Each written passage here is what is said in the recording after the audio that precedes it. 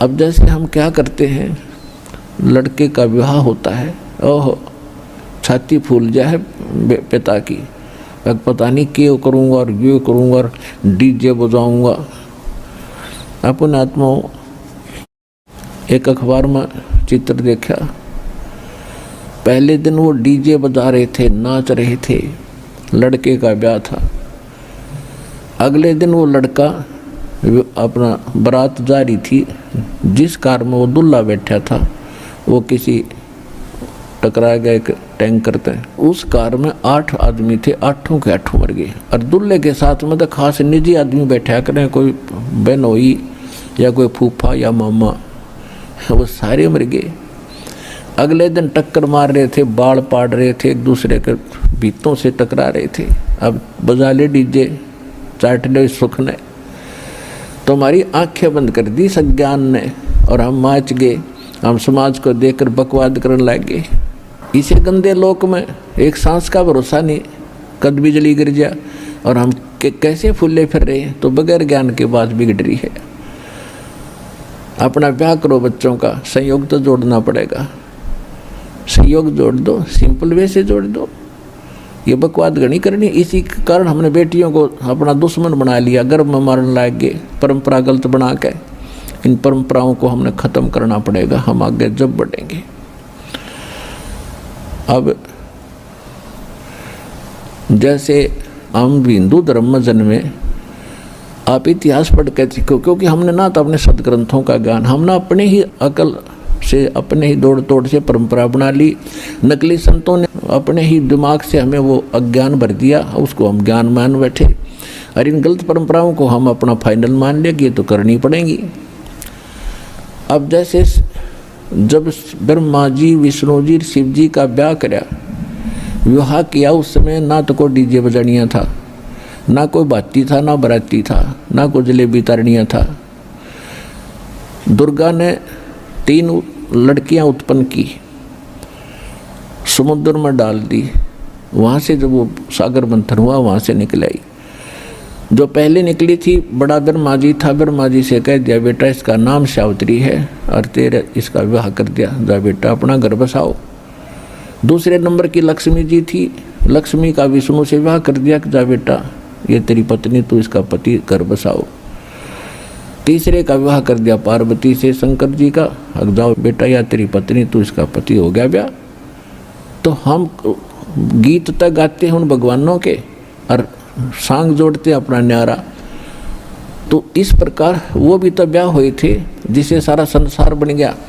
तो इसी प्रकार हम एक ऐसी परंपरा बनाने जा रहे हैं, बच्चों का ब्याह करो, एक ना पैसा नहीं लाना, ना देना ना लेना। पहला फार्मूला तो ये देखो कि जो भाग्य में लिखा है बेटी और बेटे को वही मिलेगा, इससे कम बत्ती नहीं हो सकता, तो इससे पटक लेना। हाँ, और फिर हमें मिल गए ऐसे भगवान अब कि जो अन्ना हमारे भाग्य में होगा, जो हमें आवश्यक होगी चीज़, वो ज़रूर देगा यू, और जो हमारे भाग्य में बुरा होगा कर्म उसने काटेगा। तो भगवान को इसलिए खोजा करते कि हमारे 2-3 ताप भी कटें, प्रारब्ध में लिखे हुए दुख भी मिटें, तभी हम भक्ति करें। हम पहले कथा सुना करते भजनी और सांगियों से, वो कथा सुनाया करते थे। एक राजा के 3 बेटी थी, और पहले ये धार्मिक लोग बहुत हुआ करते, राजा भी, तो संतों को बुलाया करते थे, उनको बच्चों को बैठा कर कथा सुनवाया करते थे। तो सारे बच्चे कथा सुनते थे, राजा भी बैठता था। अब ये कथा का असर नहीं हुआ तो कथा सुनने का फायदा क्या हुआ। तो उनमें से एक लड़की थी, उसको ये पक्का विश्वास हो गया कि भगवान ही सबका पालक है। जैसे बताया जाता है कि माँ के गर्भ में किसने पाला आपको, ना माँ को सेव कर सके थी, ना पिता का वहाँ कोई जोर चला था, ना कोई वहाँ खाना पहुँचाया जा सकता था। तो वहाँ भी तो परमात्मा ने जुगाड़ किया, माँ की नाभि से आपकी नाभि जोड़ दी और आपका शरीर कितना सुंदर बना दिया। और बाहर आने से पहले परमात्मा को कितनी चिंता आपकी, माँ के सतन में बाहर आते ही दूध भर दिया, और पहले ना था टोपा भी उसमें। तो भगवान आपका कितना खैर खवा है, कितनी केयर टेक करता है, उसको पता है इसको क्या चाहिए था। और ईब आप सियाणे गणे बन गए, भगवान से दूर हो गए, उससे भी ऊपर पहुंचना चाहते हैं। इंटरनेट बना लिया, जहाज बना लिए और ऊपर भेज दिए, वो जेट विमान भेज दिए इन पर, मंगल ग्रह पर खाए जाओ धक्के, इनमें के खाली पत्थर पड़े। ये जो स्थान है उसकी खोज करो, जो हम बताएंगे उस स्थान पर जाया जाएगा जहाँ सदा सुखी हो गए। तो जो प्रसंग चल रहा है उसी पर आते हैं हम। तो हमने अपने बच्चों का जो विवाह करना है वो बहुत सिंपल वे से करना है। तो उस राजा की लड़की का ये बात समझ में आ गई कि भगवान ही सब कुछ करता है। माता पिता का जन्म भी संस्कार से हुआ हमारा। आज बेशक हम राजा की लड़की हैं और आगे संस्कार ही चलेगा, पिता हमारा कुछ साथ नहीं दे पाएगा। आप भी देख रहे हो, आप अपनी बेटी को विवाह करने के बाद क्या देते हो? अब परंपरागत ये थोड़े बहुत दान दहेज दे दिया करते, क्या उससे सारी उम्र सुखी हो जाएगी वो? नहीं, उसने अपनी मेहनत मजदूरी करके अपना निर्वाह करना ही पड़ेगा और देगा भगवान। तो उस बेटी का या पक्की समझ में आ गई, परमात्मा करता वही फाइनल है। तो एक दिन तीनों बहन बैठी थी, वो जिक्र चल रहा था। तो एक बहन जो छोटे वाली थी उसने कहा कि बहन, पिताजी ने तो ठीक हम पाल पोष दिए परमात्मा के ही आदेशानुसार संस्कार बस, और आगे प्रत्येक प्राणी अपने संस्कार से ही आगे चलेगा। तो वो दो थी, वो अनजान थी, वो कहने लगी तू क्या पिताजी को नहीं मानती? मानती हूँ, पिताजी को पिताजी मानती हूँ। तो तेरा पेट पिताजी नहीं भर रहा? कि नहीं, पेट तो भगवान भरे सबके। उन दोनों ने जाकर पिताजी को सिखा दिया, हकीकत न्यू का है भगवान ही सब कुछ करता है, मेरा कर्म मिल लेगा, इसमें कोई नहीं कुछ कर सकता। तो पिताजी ने कोई इस बात का गुस्सा हो गया, अब देखूंगा या कितनी सुखी होगी। उन दो को तो विवाह कर दिया राजाओं के लड़कों से, और तीसरी का विवाह कर दिया एक जंगल से लकड़ी काट कर लाता था और शहर में बेचा करता था। बेचता भी ये था, रोटी दे देते थे वो लाला जी, उसने पता नहीं था कि चंदन की लकड़ी लाता था, कीमत का उसको ज्ञान नहीं था। तो उसने अपने नौकरों से कहा कि ऐसा निर्धन ढूंढ के लाओ जो रोटी तक सीमित हो, फिर देखूंगा किसके बाग का खाती है। तो वो दो लड़कियां तो कहा करती हम पिता के कर्म का खाती है, और वो कहा करती नहीं, जीव अपने भाग्य का खाता है, अपने भाग्य से प्राप्त करता है। तो उसके नौकरों ने वो ऐसा निर्धन खोज दिया, अकिस्त निर्धन धरती बनी। उस लड़की का ब्याह उससे कर दिया, लड़की खुशी खुशी चली गई।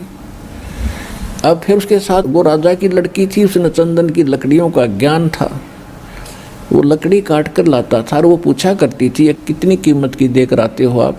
कि रोटी रोटी देते मेरे को तो फिर वो वहाँ गई उसके साथ लकड़ी लेकर साथ में, और उन सेठों से कहा कि इतनी कीमती वस्तु को और आप ऐसे बेच रहे हो? तो बोले चल चल अपना काम करो, उसको पता नहीं था। तो एक दिन वह स्पेशल गई और कही कि आप लकड़ी लेकर आना और दूसरी दुकान पर देना, वो 2-3 दुकानों पर बेचता था। तो लड़की जाकर वहाँ कहने लगी कि मैं राजा की लड़की हूँ और आप इसको क्या कीमत दे रहे हो? तो वो डर गए, तो उन्होंने थोड़ी कीमत बढ़ा दी, ठीक से उनका गुजारा सा हो गया। उसके बाद क्या हुआ कि वो दोनों लड़की जो राजाओं का विवाह किया था उनका युद्ध हो गया किसी के साथ, वो दोनों विधवा होगी और वो मारा गया, उनके पति परिवार भी नष्ट हो गए। उधर से क्या हुआ कि वो जो लड़का था वो कितर राजा का लड़का था, पहले उनका राज्य किसी कारण से किसी ने ग्रहण कर लिया था, फिर मालिक की मेहर हुई, वो मर गया वो राजा जिसने उनका राज्य प्राप्त किया था। और उसकी माँ जो उस लड़के को लेकर निकल गई थी, उसके गले में पर्ची बनाकर बांध रखी थी। तो कुदरती उस लड़की ने वो खोल कर उसमें लिखा हुआ लेख पढ़ लिया। उस लेख को लेकर, उस लड़के को लेकर उस राजा की मृत्यु के बाद महामंत्री के पास गई। महामंत्री ने देख लिया कि तो मेरे हाथ का लिखा हुआ था, और उसको तो राजा बना दिया वो लड़का था जो कंगाल था, और वो दोनों बेघर होगी। तो पुण्यात्माओं, ये भले ही कथाएं हों पर ये 100 की 100 सच समझ लेना। जब तक हम परमात्मा की शरण में नहीं आते हैं तब तक तो अपनी किस्मत ही मिलती है। और अब हमको मिल गए अपने भगवान भी।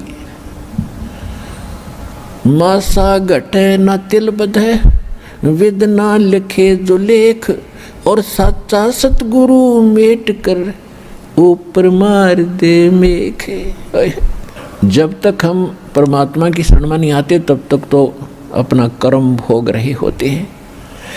और ये विधान है कि जैसा कर्म विधाता ने लिख दिया वो मिटे नहीं, लेकिन पूर्ण सतगुरु की शरण में आने से उसको मेट कर, और मेख मारना मतलब फॉर एवर फिनिश्ड, सदा के लिए खत्म वो पाप कर्म, और शुभ कर्म लिख देगा मालिक अपनी कलम से। सतगुरु हाथ लेखनी सब बैया।